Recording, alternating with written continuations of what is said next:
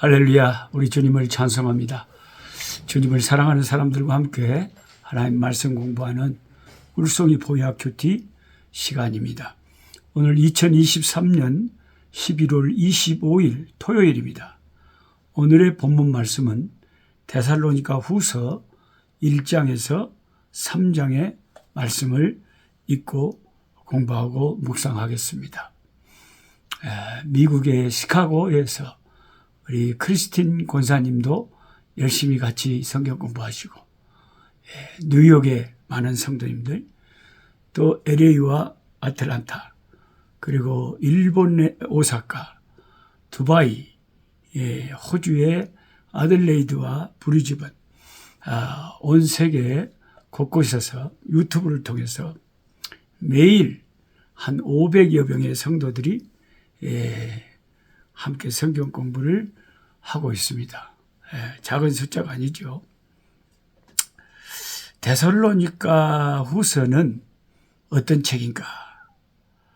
이 데살로니가 전서에서도 그랬지만 후서에도 예수님의 그 재림에 대해서 사도 바울이 이야기하면서 또 그 당시에 예수님의 재림에 대해서 그 성도들이 데살로니가 교인들이 오해한 부분을 착각하고 있던 부분을 설명을 해주고 있습니다. 우리는 사도 바울이 쓰신 데살로니가 후서를 읽으면서 배도하는 일이 마지막 때에 많다. 배도가 뭔지 아시죠? 예수님을 따르다가 예수님을 가룟 유다처럼 배반해버리는 거죠. 저는 그런 분을 거의 잘 못 봤습니다만은 가끔 가다 보잖아요. 옛날에 열심히 믿으셨는데 지금도 열심히 예수 믿으시죠? 하면 이제 나 교회 안 다녀요. 아이고, 왜요? 왜요?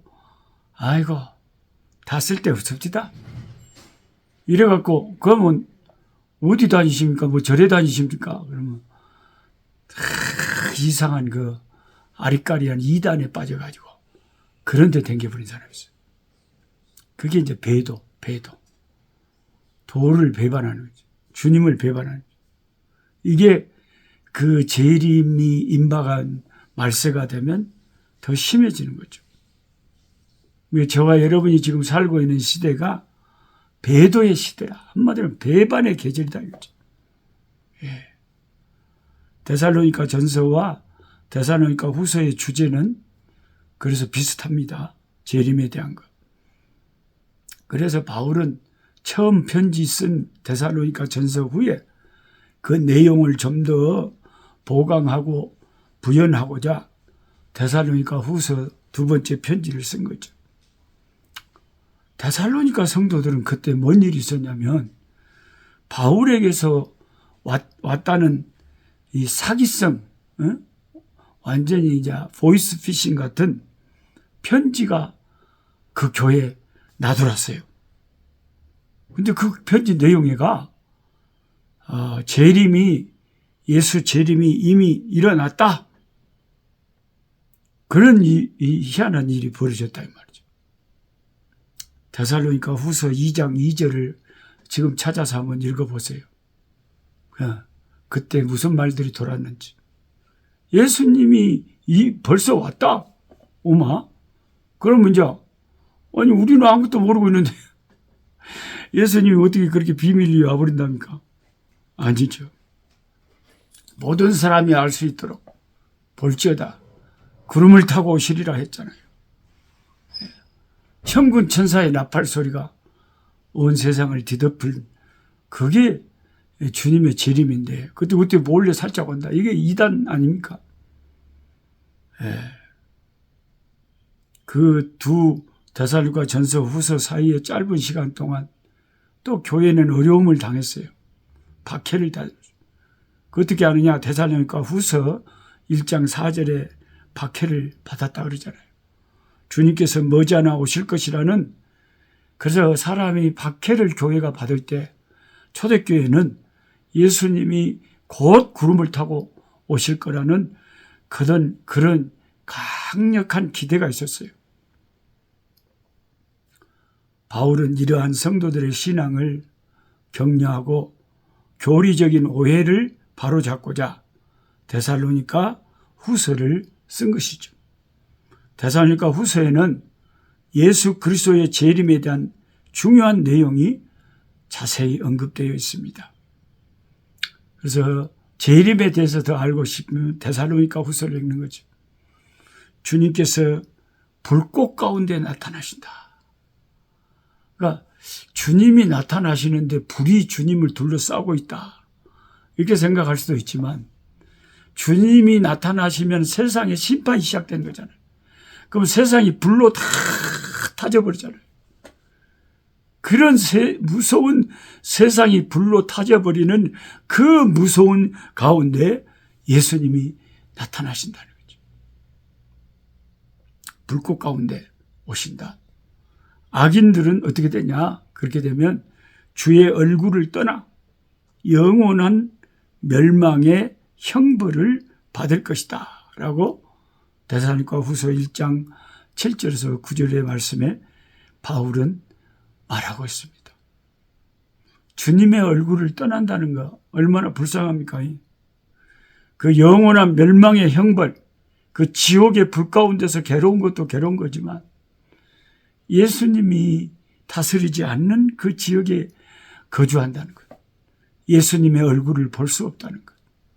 만왕의 왕이신 예수를 볼 수 없다는 것이 제일 그 심판받은 자들의 큰 불행이죠. 우리는 항상 주를 배울 것. 우리는 항상 주의 얼굴을 배울 것입니다. 이 데살로니가 후서에서 바울은 신앙의 변질을 예언을 하면서 주님의 재림이 앞서서 뭔 일이 벌어지느냐 교회에서 복음으로부터 교회가 배교되다. 변질될 것이라고 경고했습니다. 이 무서운 경고의 말씀이 그대로 지금 한국 교회에 이루어지고 있죠. 데살로니가 후서 2장 2절에서 12절 보세요. 주님의 재림이 있기 전에 교회에 큰 배교가 일어난다.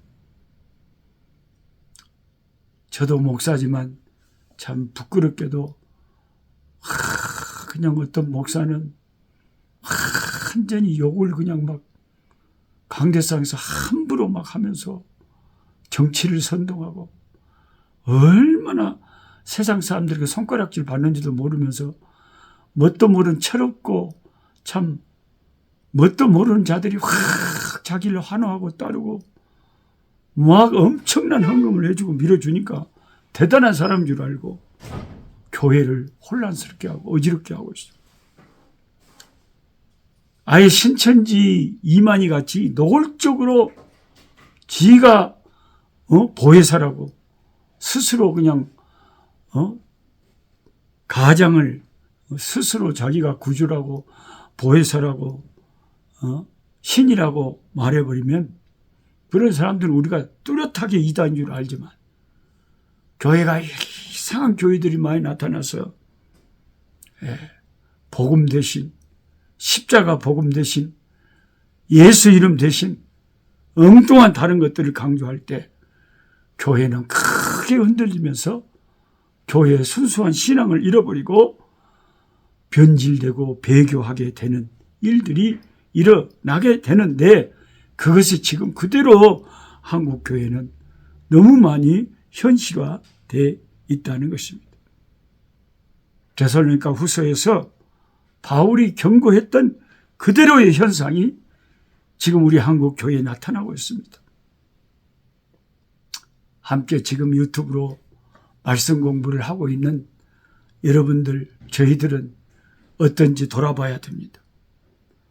말세, 주님의 재림 전에 일어나는 가장 뚜렷한 일은 난리의 소문이 있고 전쟁이 끊이지 않고 이스라엘과 하마스가 싸우고 우크라이나와 소련이 싸우고